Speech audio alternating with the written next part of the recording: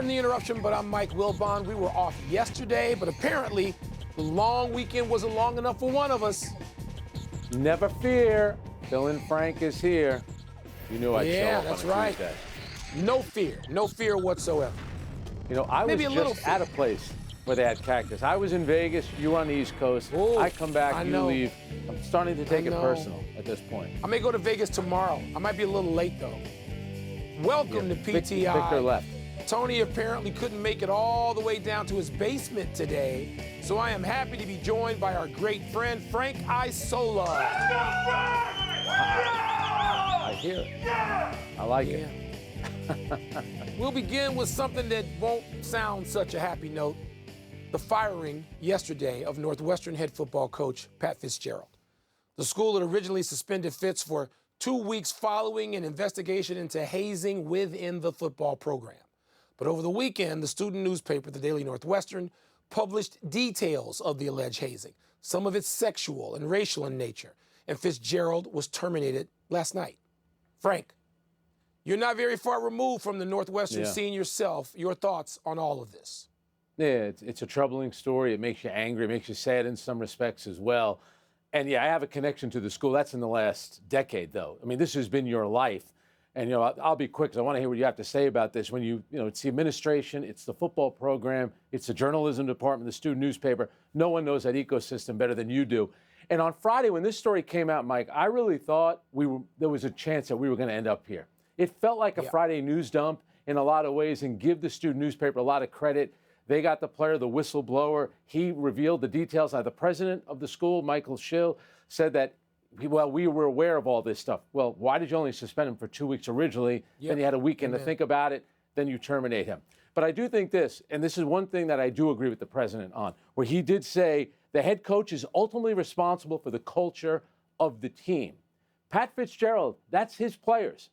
That's his locker room. That's his job. And his top priority is the safety and well-being of those players. And I think he left the school with no other choice. Once you read everything that happened, I think he left them with no other choice than to be terminated. Frank, I agree with every word you said. And when you talk about the responsibility of a coach, you're talking about to the parents who send their child at 17 or 18 years old, as you did too, to that campus. And that's any campus, not just ours, but we're talking about mine now. I'm an alum.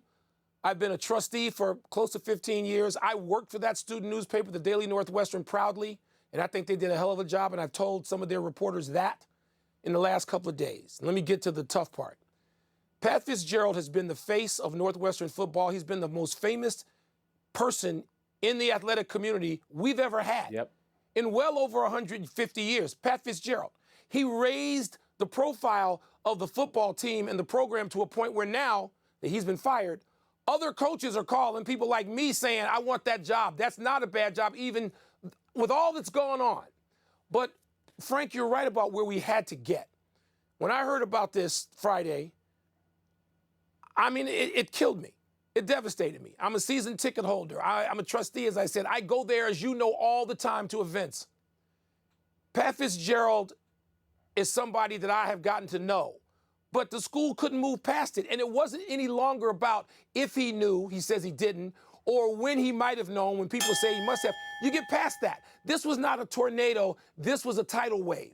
And opinion inside the university and outside of it bombarded us. And it became clear we could not move on with status quo. It never should have been a 2-week suspension.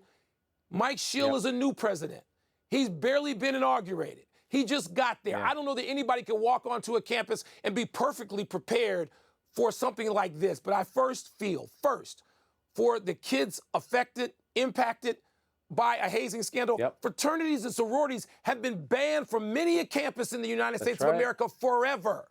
So football teams can't have this. It's not the 70s and the 80s. And so do my friends even who call and say, wait a minute, you guys fired Pat Fitzgerald for this? The answer is in 2023, yes. You get fired for this. You can't have this. You have to be able to put one foot in front of the other and welcome people back to this program, Frank, and let parents know, mothers and fathers and children, it's okay. This is not going to happen. We're not going to have it. We hold ourselves out as a university with a high bar. We better live up to it. We've not done that now. We haven't done it lately. We have to do that, and we could not do that with status quo. I feel for everybody involved, man, but it's been a difficult time. Do I think we can make it out of it and dig our way out? Yes. Yes, there's scandals all the time now that people dig their way out of. We may lose a ton of kids in the transfer portal. A new, dynamic, charismatic coach can pull kids right out of a transfer portal to a school that's still top 10 academically. So I guess I'm ready to turn the page at some point and get started with what's new. And the one thing about Pat Fitzgerald, he was, to your point, Northwestern football. He played there, an assistant coach there, head coach there. And, Northwestern, I get that they built that incredible practice facility. They want to build a stadium, but they kind of had a realistic look at what the football program was. I mean, he is 4-20 in the last 2 seasons, and no one was talking about the record. So he was going to be there for as long as he wanted to be there. He had just started a 10-year, $57 million contract. But I'll say this, Michael, and you know this from the Penn State situation. We've not heard the end of this story. There's going to be a lot of fallout over the days and weeks, and credit to the Daily Northwestern for really being out in front of this story and breaking the biggest part of it as well. And a baseball program now with this coach being questioned legitimately so as well. Lot on our plates, Frank. Yeah. Well, speaking of the Daily Northwestern, that takes us to the New York Times and their decision to disband its own sports department. The Times announced its decision yesterday, saying it would reassign its 35-person staff to other areas of the paper and turning over most sports-related coverage to The Athletic, which it purchased 18 months ago. All right, Michael, how do you feel about this decision by the New York Times? Sick. Second straight story. Yeah. I feel sick. I got on a plane this morning to fly from D.C. out here to the desert, and I look at the Washington Post, and in the style section, it teases to this story. And I'm like, are you kidding me? Are you kidding me? The New York Times, all the news that's fit to print. They don't want the news anymore. The New York Times, and by the way, the LA Times, Frank, this is the first nail in the coffin, the death of sports writing, the profession that you and I, rode into these positions on as know-it-alls. This is what we did.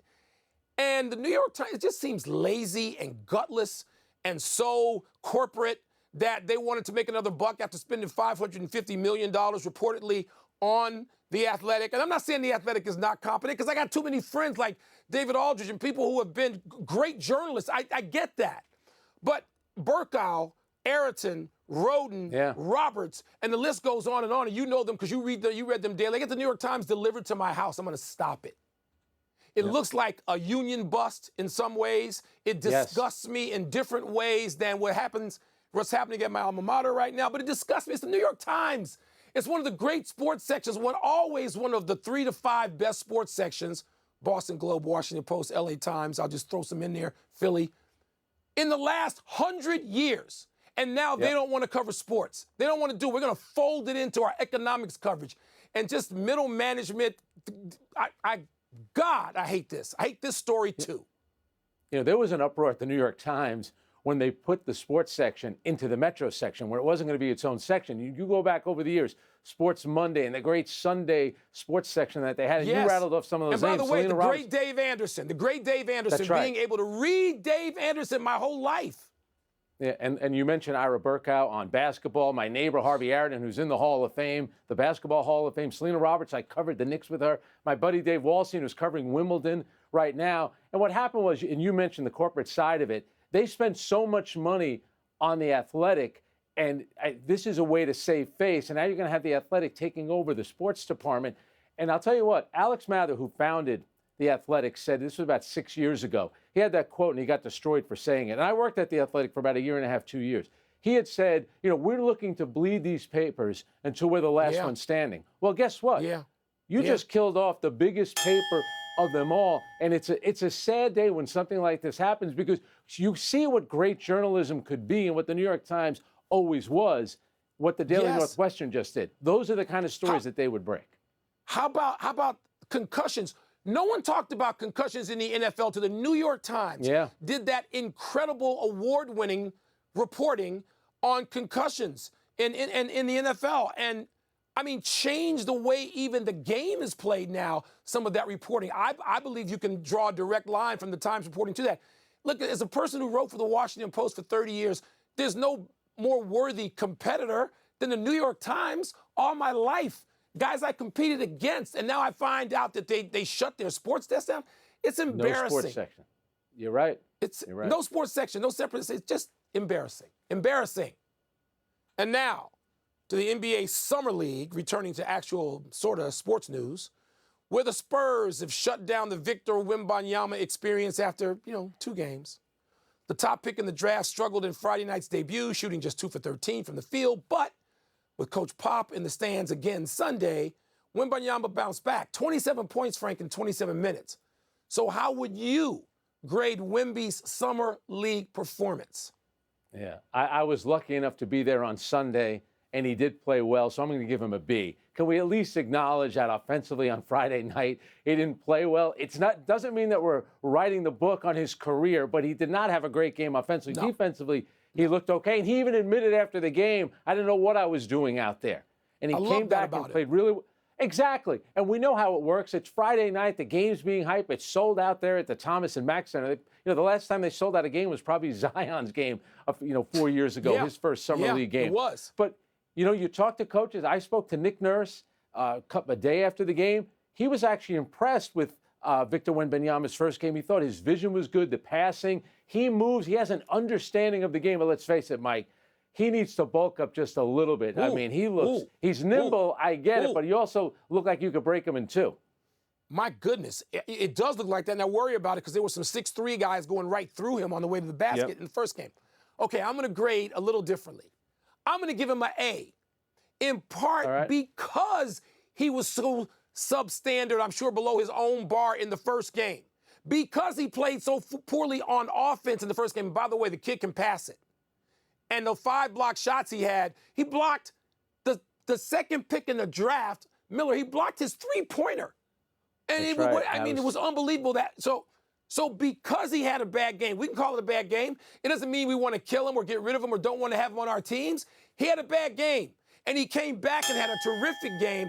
And because he did that, and because of the way he can critique himself, and not take himself too seriously, but seems to hold himself to a standard, what I've seen so far is I love the kid. You want to see how they bounce back from a bad game? We just saw it.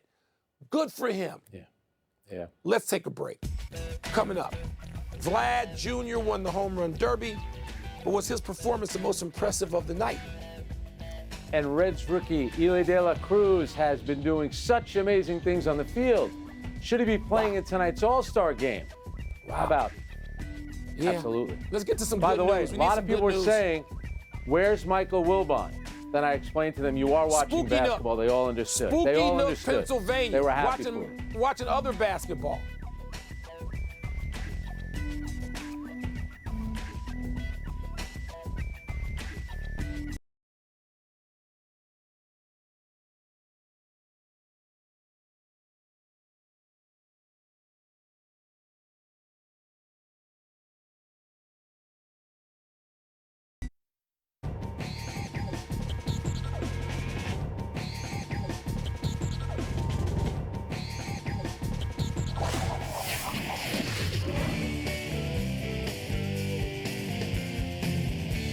Time to fill in some blanks with Fill In Frank. Let's get the first one from the producer over the loudspeaker. The most impressive player in the home run derby was blank. All right, we know Vlad won the home run derby, Frank, but I'm going to say J-Rod in front of the hometown fans in Seattle, hitting 41 home runs in that one round, and basically getting rid of Pete Alonso, which for those of us who hate the Mets, that's a great thing. And he also saved Ken Griffey to be the only, speaking of more Mariners, to be the only guy to win 3, straight home run derby contests. I thought all that, to do that in front of the home fans was great. Made him the star of the night.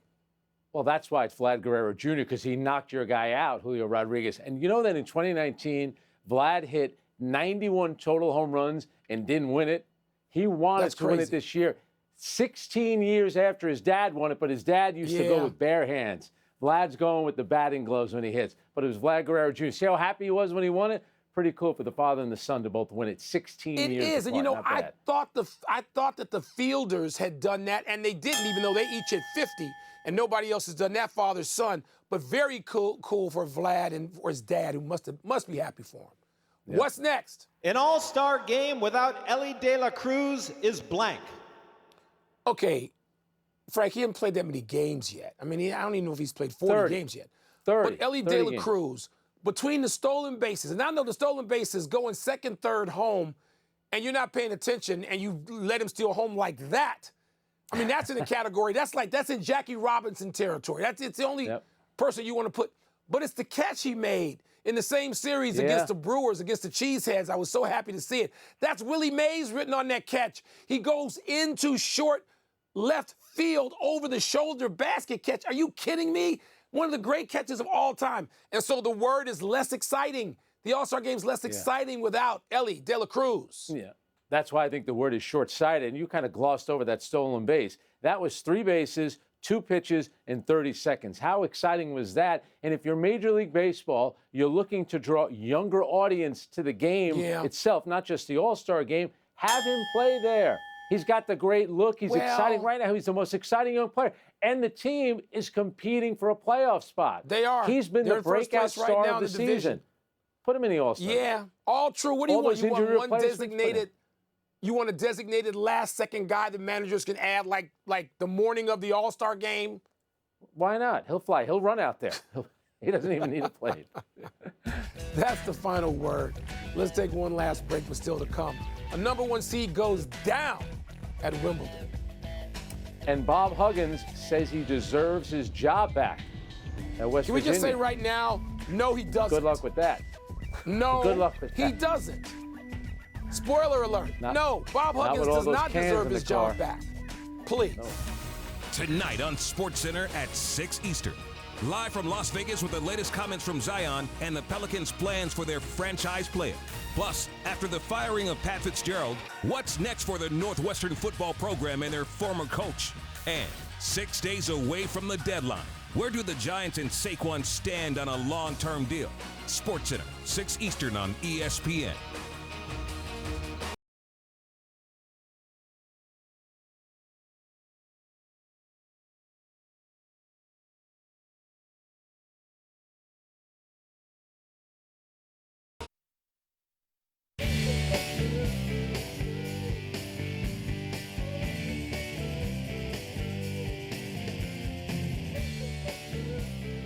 It's happy time, people.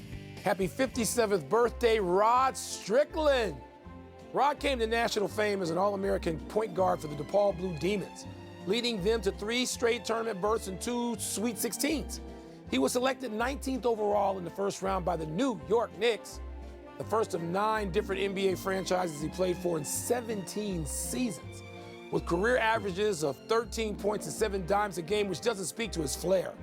After playing, he worked in administrative roles with Coach Cal at Memphis and Kentucky before becoming an assistant in South Florida, and now is head coach at Long Island University. Should make Kornheiser happy. He loves Rod like I do.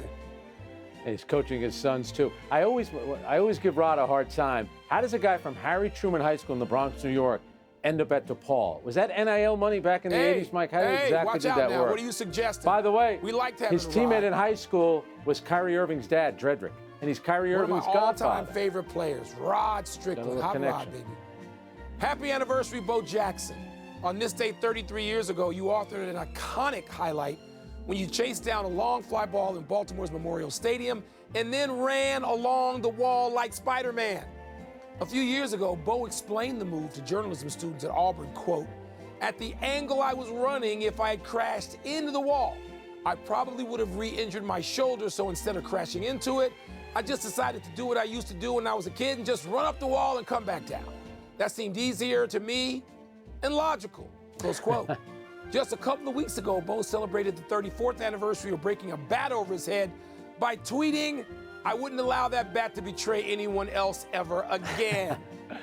That is a great quote. I'll tell you what, Bo Jackson, scouts swear that he was the fastest going from home to first, but remember, he's right-handed. So he has a longer way to go. And Mike, tell the young kids how good Bo Jackson was as a two-sport star. football and baseball. Two-sport star. That was like a different level athlete. Hall of Fame talent in both. Absolutely. Incredible. Happy Incredible. trails to Iga Swiatek. The #1 seed on the women's side fell to Ukrainian Elena Svitolina in 3 sets today's quarterfinal. This is actually as far as Swiatek has ever gotten at Wimbledon. She's won 3 French Opens and a U.S. Open. 4th-seeded Jessica Pegula is also out, losing in 3 to Czech Marketa Vondrousova. One very notable result from the men's side, 27-year-old American Christopher Eubanks upsetting 5th-seeded Stefanos Tsitsipas in 5 sets to make the quarters, where he will now face 3rd-seed Daniel Medvedev. Big match tomorrow, Frank. Yeah, and Eubanks is from Georgia Tech. His fellow Americans are calling him the toothpick. How about Svitolina, who gave birth in October and had a great win the other day against Azarenka? What a win that was today against the #1 seed. Great job by her. All right, no errors today, so we're going to run to the big finish. Bob Huggins said he never submitted a resignation and should still be employed by West Virginia. Your thoughts? This sounds like a way to get money out of West Virginia, does it not, Mike? It kind of sounds like that. Yeah. Adam Silver, who was in Las Vegas, he said that Vegas and Seattle would be under consideration if the league decides to expand. You like those choices? Logical. You got to go to Vegas, and Seattle never should have been without a franchise. Never. Never. Good PGA Tour COO Ron Price told Congress that the level of Saudi funding in a merger would be north of $1 billion. Frank, your thoughts? Oh, so that's why they did it. They did it for the money. I couldn't figure that out. Tyson Fury has agreed to box former MMA heavyweight champ Francis Ngannou. Are you intrigued? Ngannou's a tough dude. That's a 1-round fight. Tyson Fury will hit him once, somewhere right around here, and he's done. Last one, MLB All-Star Game tonight. Who you got? Dusty Baker said he put out a good lineup. I like the American League. We're out of time. Okay. Thanks for watching. I'm Frank Isola. I want to see if Elena Deladonna is going to play for the Mystics against the Storm tonight, so I got to click it. I'm Mike Wilbon. Same time tomorrow, Knuckleheads. You can get PTI's podcast on the ESPN app or Apple Podcast. And now, here's SportsCenter. PTI.